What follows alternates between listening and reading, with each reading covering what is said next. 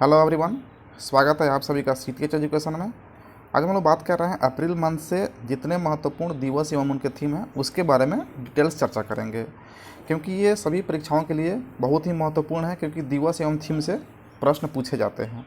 तो ये शुरू करते हैं। फर्स्ट है 2 अप्रैल। 2 अप्रैल को विश्व ऑटिज्म जागरूकता दिवस मनाया जाता है। 2020 में इसका थीम रखा गया है द ट्रांजिशन टू एडल्टहुड, वयस्कता के लिए संक्रमण। 2007 में सबसे पहले इसे मनाया गया था। अब देखते हैं कि ऑटिज्म होता क्या है।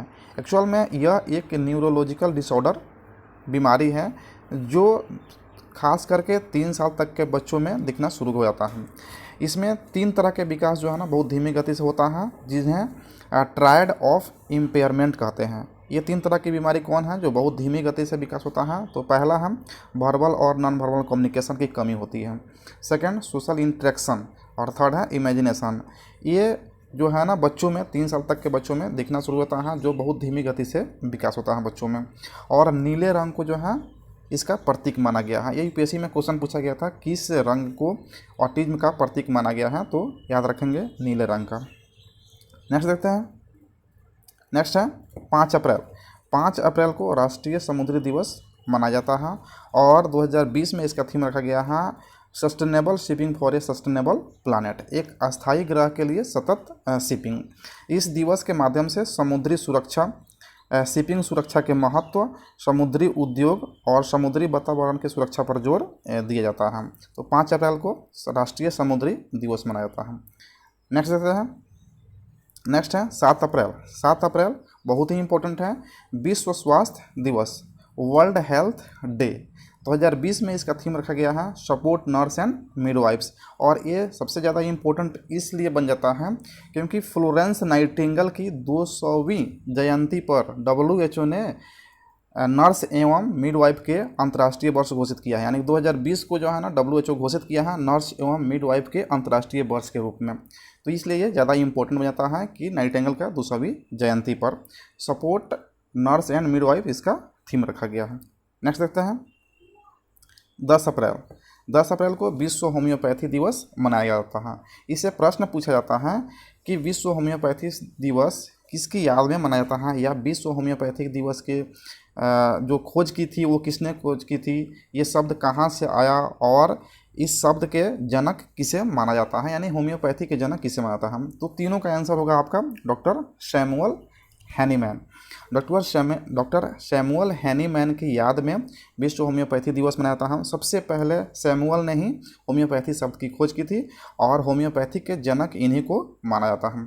और इस बार 2020 में इसका थीम रखा गया है enhancing the scope of homeopathy in public health, सार्वजनिक स्वास्थ्य में होम्योपैथी का दायरा बढ़ाना। तो ये भी एक इम्पोर्टेंट क्वेश्चन बनता है, होम्योपैथी दिवस कब मनाया जाता है और इसका थीम क्या है और किसकी याद में मनाया जाता है। नेक्स्ट देखते हैं 14 अप्रैल। 14 अप्रैल को डॉक्टर BR अम्बेडकर जयंती मनाया जाता है और इस बार इनकी 129वीं जयंती मनाया गया है। 14 अप्रैल 1891 में इनका जन्म हुआ था और इनका मूल नाम भीमराव था। यह मराठी परिवार से बिलोंग करते थे और इनका जाति पूछा हुआ है एक बार एग्जाम में यूपीएससी में, इनका जाति क्या था? तो महार जाति से थे, जो स्वतंत्र भारत के पहले कानून मंत्री बने और संविधान के पिता के रूप में इन्हें जाना जाता है। तो नेक्स्ट देखते हैं 18 अप्रैल। 18 अप्रैल को विश्व विरासत दिवस के रूप में मनाया जाता है और 2020 में इसका थीम रखा गया है साझा संस्कृति, साझा विरासत और साझा जिम्मेदारी। पहले इसका नाम था विश्व स्मारक और पुरातत्व स्थल, जो इसे बदल करके विश्व विरासत दिवस कर दिया गया है। नेक्स्ट है 22 अप्रैल, मोस्ट इम्पोर्टेंट। 22 अप्रैल को पृथ्वी दिवस मनाया जाता है और इस बार 2020 में इसका थीम रखा गया है क्लाइमेट एक्शन, जलवायु क्रिया। इसकी शुरुआत 1970 में हुई थी और इस बार इम्पोर्टेंट इसलिए बन जाता है क्योंकि इसकी 50वीं एनिवर्सरी मनाया गया है 2020 में। सबसे पहले पृथ्वी दिवस या अर्थ डे शब्द को लोगों के बीच में लाने वाले जूलियन कोनिंग हैं, जो 1969 में ही इस शब्द की लोगों के बीच में ला दिए थे और 1970 से इसे मनाना शुरू हो गया। नेक्स्ट देखते हैं 24 अप्रैल। 24 अप्रैल राष्ट्रीय पंचायती दिवस के रूप में मनाया जाता है। 73वें संविधान संशोधन 1992 में इसे सभा में पेश किया गया था और 93 से ये लागू भी हो गया था। शुरुआत इसकी हुई थी 2010 में। और सबसे इम्पोर्टेंट जो इससे क्वेश्चन पूछा जाता है वो पूछा जाता है कि पंचायती राज को अलग मंत्रालय का दर्जा कब दिया गया। तो याद रखेंगे 2004 में पंचायती राज को अलग मंत्रालय का दर्जा दिया गया था। नेक्स्ट है 25 अप्रैल। 25 अप्रैल को विश्व मलेरिया दिवस के रूप में मनाया जाता है और 2019 से 2022 तक इसका थीम रखा गया है zero malaria start with me, इसका थीम है। सबसे पहले 2008 में मनाया गया था, इसे यूनिसेफ के द्वारा माना जाता है। और भारत में मलेरिया उन्मूलन का लक्ष्य रखा गया है 2030 तक, जबकि 2027 तक पूरे देश में मलेरिया को मुक्त बनाया जाएगा। लेकिन फाइनल जो इसका टच देना है 2030 तक इसे कम्प्लीटली लक्ष्य रखा गया है ख़त्म करने का। नेक्स्ट एंड लास्ट है और मोस्ट इम्पोर्टेंट 26 अप्रैल। 26 अप्रैल को विश्व बौद्धिक संपदा दिवस के रूप में मनाया जाता है। 2020 में इसका थीम रखा गया innovate for a green future. इसका मुख्यालय जेनेवा स्विट्जरलैंड में है और WIPO का फुल फॉर्म होता है वर्ल्ड इंटेलेक्चुअल प्रॉपर्टी ऑर्गेनाइजेशन। 2020 में इसका थीम याद रखेंगे, मेनली इसका थीम पूछा था innovate for a green futures. तो ये हमारे अप्रैल से जितने भी इम्पोर्टेंट क्वेश्चन थे उसे हम लोग देखें। अब इसे हम लोग एक बार रिवीजन करते हैं कलेक्शन में। तो यहाँ पे देखिए इसे ग्रुप में याद रखेंगे तभी याद रहेगा, अदरवाइज आप भूल जाएंगे। तो इसमें ग्रुप बनाएंगे आप, पहले 3 का ग्रुप बनाएंगे, फिर 2 और फिर लास्ट में 3। तो 3 2 2 3 का ग्रुप बनाएंगे।